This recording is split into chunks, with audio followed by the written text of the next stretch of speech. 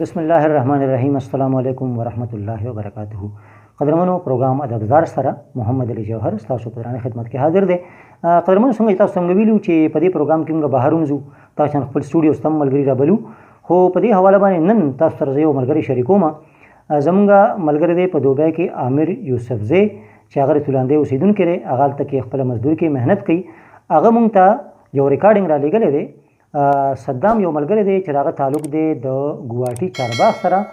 نو د پروګرام ادبزار دپاره دغه د عامر یوسفزي دغه ریکارډینګ چې موږ ته را لیږلی دی، راځئ چې غوږ شو ته. بسم الله الرحمن الرحیم. السلام علیکم ورحمت الله وبرکاتہ. په ادبي پروګرام کې ستاسو درون خوږرور صدام حسین ستاسو په خدمت کې حاضر یم. دوستانو، د موجوده صورتحال په باره کې زه د خپلو خیالاتو اظهار کول غواړم. داسې ډېر شاعر خو نه یم، خو بیا هم یو څو شعرونه مې جوړ کړي دي او ستاسو په خدمت کې پیش کول غواړم. نو امید لرم چې دا به ستاسو ډېر زیات خوښ شي. جی ضرور ضرور.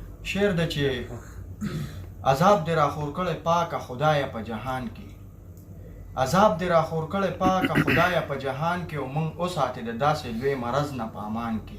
زبردست. عذاب دې راخور کړی پاکه خدایه په جهان کې، موږ وساتې د داسې لوی مرض نه په امان کې. په لږ وخت کې کورونا ټول جهان کې راخواره شو.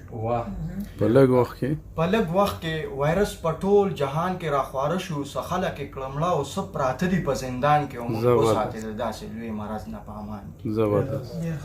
نو ډاکټر دی او که طبیب د هیڅ په پته یې نه پوهېږي. ډاکټر دی او که طبیب د هیڅ په پته یې نه پوهېږي، بل هیڅ علاج نشته دی په عقل د ساینسدان کې، موږ وساتې د داسې لوی مرض نه په امان کې. په امان کې. زبردست. نو وایرس او مرض نشته خو بس ته خدای خپای. وایرس او مرض نشته خو بس ته خدای خپای.